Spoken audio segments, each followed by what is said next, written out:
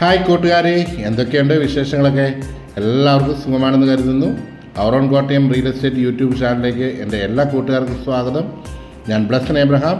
ഇന്ന് നമ്മൾ കാണുവാൻ പോകുന്നത് കോട്ടയം ജില്ലയിലുള്ള മണർകാടിനടുത്ത് അമേന്നൂർ എന്ന് പറഞ്ഞ ജംഗ്ഷനിലേക്കാണ് നമ്മളിന്ന് ഒരു പ്രോപ്പർട്ടി കാണുവാനായിട്ട് പോകുന്നത്.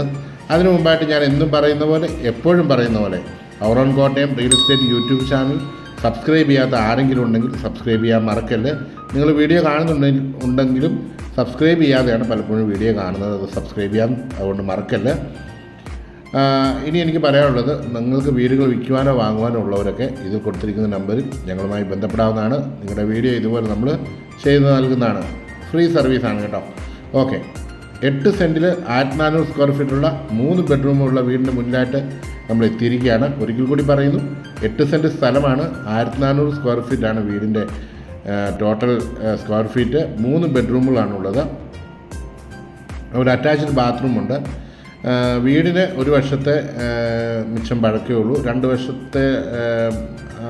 വർഷം അല്ലെങ്കിൽ 1 വർഷത്തിലധികം പഴക്കമില്ലാത്ത വീടാണ്.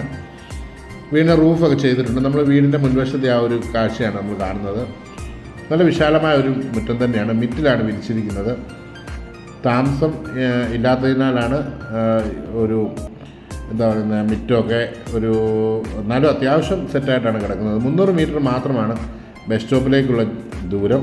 500 മീറ്റർ മാത്രമാണ് അമേന്നൂർ ജംഗ്ഷനോട്ടുള്ള ദൂരം.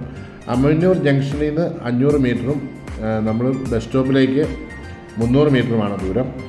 തൊട്ടടുത്ത് തന്നെയാണ് അമേന്നൂർ ജംഗ്ഷൻ.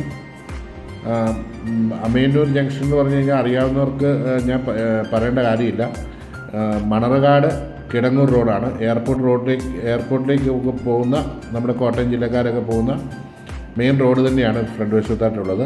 12 കിലോമീറ്റർ മാത്രമാണ് കോട്ടയം ടൗണിലോട്ടുള്ള ദൂരം. നമ്മൾ വീടിൻ്റെ ബാക്ക് വശത്തായിട്ട് എത്തിയിരിക്കുകയാണ്. ബാക്കിലും അത്യാവശ്യം നല്ല സ്പേസ് ഉണ്ട്. പുറവശത്തായിട്ടാണ് കിണറുള്ളത്. ധാരാളം വെള്ളം ലഭിക്കുന്നൊരു കിണർ ഇതിൻ്റെ പുറകിലായിട്ടുണ്ട്. ശുദ്ധമായ വെള്ളമാണ്. നല്ല പാറ ഇടുക്കിലുള്ള വെള്ളമാണ്. എല്ലാ വശവും അതിരുകൾ തിരിച്ച് മുൻവശത്തെ മതിലുകളെല്ലാം കെട്ടി ഗേറ്റ് വെച്ചിട്ടുണ്ട്. ഇതാ കണ്ടല്ലോ, നല്ലൊരു കിണറാണ്. അത്യാവശ്യം പാറ ഇങ്ങനെ വെട്ടിയെടുത്ത നല്ല ശുദ്ധമായ വെള്ളമാണ്. നമ്മൾ വീടിൻ്റെ അടുക്കള വശത്തായിട്ടാണ് നമ്മൾ എത്തിയിരിക്കുന്നത്. വീടിൻ്റെ ആ ഒരു വർക്ക് ഏരിയ നമുക്കിവിടെ ഒന്ന് കാണുവാനായിട്ട് കഴിയും. നമുക്കിനി മുൻവശത്തേക്ക് പോകാം. ഒരു വശത്ത് ഇങ്ങനെ കോൺക്രീറ്റ് ചെയ്ത് ഇച്ചിരി ഹൈറ്റിലായിട്ടാണ് നിൽക്കുന്നത്. എങ്കിലും വലിയ ഒരു വീടിൻ്റെ പൊക്കത്തിലല്ല, കുറച്ച് മുകളിൽ റബ്ബർ തോട്ടമാണ് ഉള്ളത്. നമ്മൾ വീടും ഫ്രണ്ട് വശത്തായിട്ട് എത്തിയിരിക്കുന്നു. നല്ലൊരു സിറ്റ് ഔട്ട് വീടിന് നൽകിയിട്ടുണ്ട്. ഗ്രാനൈറ്റ് വിരിച്ച സിറ്റ് ഔട്ടുകളൊക്കെയാണ്. അതുപോലെ വീടിൻ്റെ മുൻവശത്തെ വാതിലും ജനലും എല്ലാം തന്നെ തേക്കിൻ തടിയിൽ ഉപയോഗിച്ച് ചെയ്തിരിക്കുന്നു. നമുക്ക് ആ ഗ്രാനൈറ്റ് ഉപയോഗിച്ചിരിക്കുന്ന ആ ഒരു സിറ്റ് ഔട്ട് കാണാം. വീടിൻ്റെ മെയിൻ വാതിലിന് മുന്നിലായിട്ട് നമ്മൾ എത്തിയിരിക്കുകയാണ്. നമുക്ക് ഡോർ തുറന്ന് അകത്തേക്ക് പ്രവേശിക്കാം.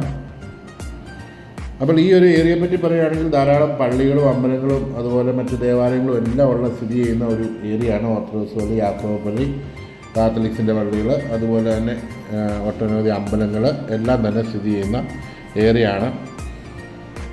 ഇതാണ് നമ്മുടെ ലിവിങ് ഏരിയ. നന്നായി തന്നെ ആ ഒരു ലിവിങ് ഏരിയ നമുക്ക് ഇവിടെ നോക്കിയാൽ കാണുവാൻ കഴിയും. ലിവിങ് ഏരിയയും ഡൈനിങ് ഏരിയയും തമ്മിൽ ഒരു ഭിത്തിയുണ്ട്.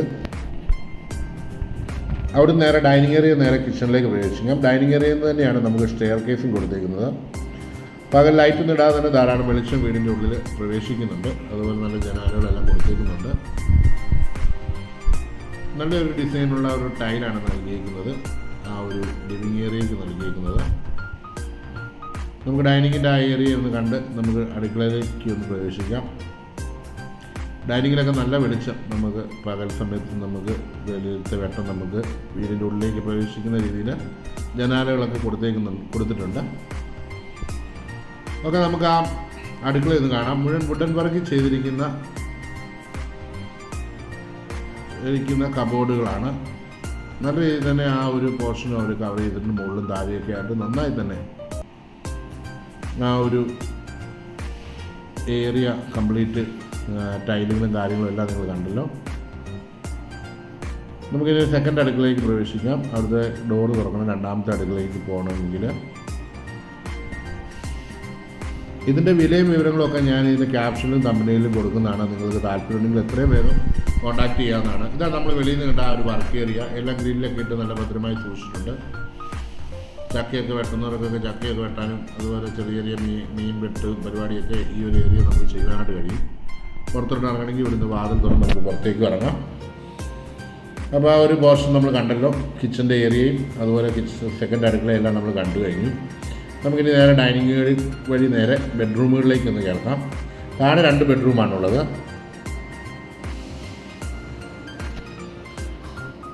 രണ്ടും അറ്റാച്ച്ഡ് ബാത്റൂമുള്ള ബെഡ്റൂമുകളാണ്. കർട്ടനിലൊക്കെ ഇട്ട് ഭംഗിയായി സൂക്ഷിച്ചിട്ടുണ്ട്. AC-യുടെ പോയിൻറ്റുകളും കാര്യങ്ങളും എല്ലാം ഇവിടെ നൽകിയിട്ടുണ്ട്. അത്യാവശ്യം വലിപ്പമുള്ള നല്ലൊരു ബാത്റൂമും ഓരോ വലിപ്പമുള്ളൊരു ബാത്റൂമാണ്. എല്ലാ കാര്യങ്ങളും അവിടെ നൽകിയിട്ടുണ്ട്. എല്ലാ കാര്യങ്ങളിലും അതിന് മുകളിൽ ചെറിയ ഷെൽഫും കാര്യങ്ങളൊക്കെ സ്റ്റോറേജ് പ്ലേസൊക്കെ ഉണ്ട്. നമുക്കിനിയും രണ്ടാമത്തെ ബെഡ്റൂമിലേക്ക് പ്രവേശിക്കാം. ഡൈനിങ്ങിൻ്റെ ആ ഒരു വാഷ് ബേസിൻ കൊടുത്തിരിക്കുന്ന ആ ഒരു പോർഷനിലാണ്. രണ്ടാമത്തെ ബെഡ്റൂം ഇതാണ്. നല്ല രീതിയിൽ തന്നെ ആ ഒരു ബെഡ്റൂം അവർ കവർ ചെയ്തിട്ടുണ്ട്. അവിടെയും സ്മോൾ സ്റ്റോറേജ് പ്ലേസും അതുപോലെ തന്നെ അറ്റാച്ച്ഡ് ബാത്റൂം ഇവിടെ നൽകിയിട്ടുണ്ട്.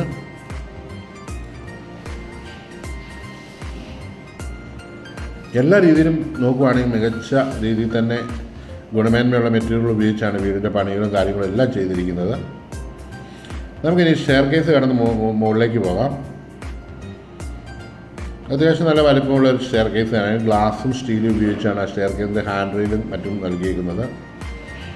മുകളിൽ കയറുമ്പോൾ തന്നെ വലിയ ഒരു ബെഡ്റൂം ചേർന്ന് തന്നെയുണ്ട്.